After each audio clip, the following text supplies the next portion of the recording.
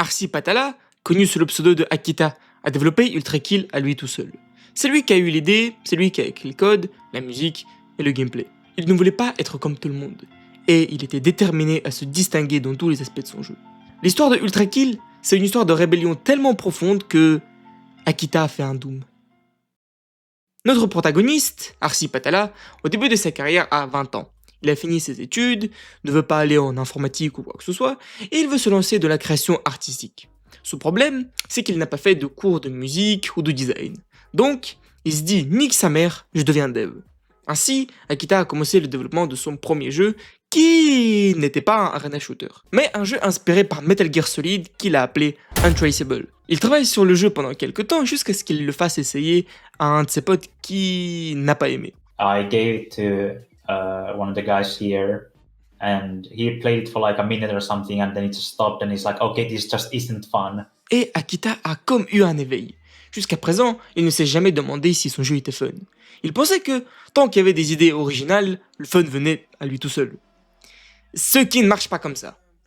Il abandonne alors toutes ses idées et commence à créer un jeu qui sera entièrement composé de trucs fun. I think over-the-top action is fun, over-the-top cartoonish violence is fun, things like that, and then I just, okay, I'll make a game that's combining all these things into one. Et bien sûr, comment on devrait appeler un jeu qui est composé de trucs fun ? À un moment donné, il fallait se pencher sur la musique. On était en 2018, plus qu'un an avant que le métal n'envahisse les arena shooters. En chillance, il prend des cours de guitare, vu qu'il n'y a rien de mieux que de bons gros riffs dans une DA comme ça. Le temps passait, le développement devenait périlleux, et en 2019 sort Doom Eternal, qui a inspiré tous les compositeurs de shooters. Akita, à ce moment-là, savait que mettre du métal dans un arena shooter, c'était un cliché. À ce moment-là du développement, il ne voulait pas que son jeu soit un cliché. Et, vu qu'il savait jouer de la guitare, de la basse, mais pas de la batterie, la meilleure solution pour lui, c'était le aim and break. En gros, le aim and break, c'est une vieille partition qui a été enregistrée dans les années 60. Et elle est très présente dans le monde de la musique. Dans le hip-hop, dans le metal. Mais il a été le plus utilisé dans le breakbeat, drum and bass et le jungle.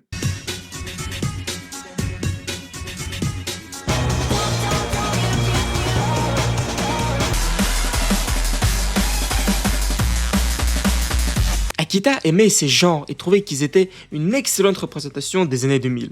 Et vu qu'Ultra Kill a une esthétique de PS2, il commence donc à mixer ses enregistrements avec le aim and break. Et comme ce aim and break ne colle pas du tout au métal, mais plus avec les genres énumérés précédemment, le soundtrack devenait très original.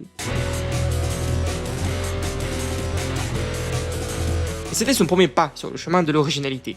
Quelques compositions plus tard, il commence à aller full dans le drum and bass.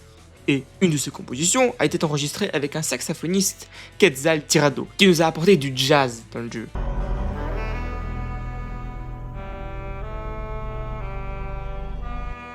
La musique peut passer du minimalisme au ambient léger, au hard drone, au noise, à la musique d'orchestre, à la musique classique. Et il ne faut pas se voiler la face à un peu de métal. Enfin, c'est bien beau tout ça, mais pourquoi ? Pourquoi mélanger tous ces genres musicaux ? Et est-ce qu'il y a un sens à tout cela ? Toute chose en ce monde suit une logique. Et c'est pareil pour Akita. Les réponses à toutes ces questions sont assez évidentes. À un de ses streams, Akita dit que cette percussion lui rappelle les années 2000. Mais pourquoi ? Dans les années 2000, on avait la pop, le hip-hop, le rock. Pourquoi Akita a choisi le breakbeat ?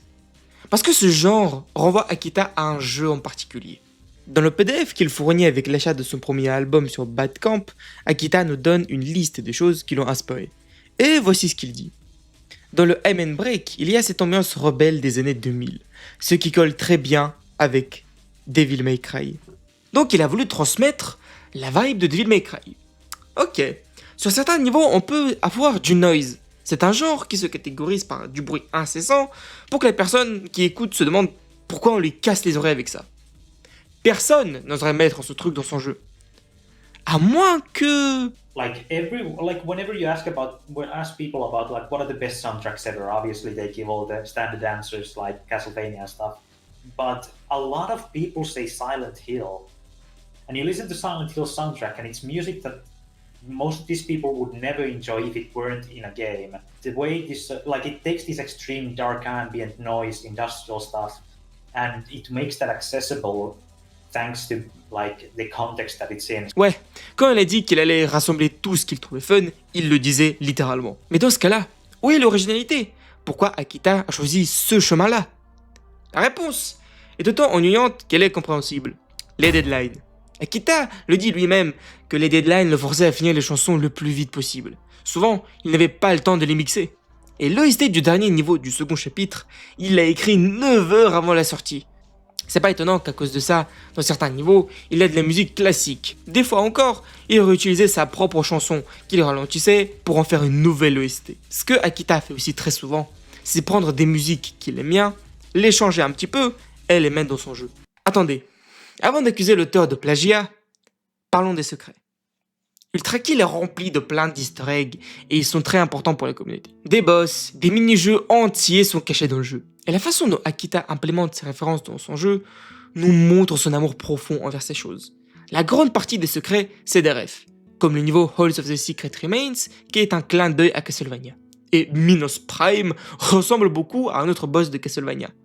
Mais sa voix renvoie à Urien de Street Fighter. J'en passe le nombre de refs à Devil May Cry, les cercles de l'enfer, Cerber, Ultra Kill Must Die comme Dante Must Die, et bien sûr... Et moi, mon favori reste le niveau Clash of the Bandicoot.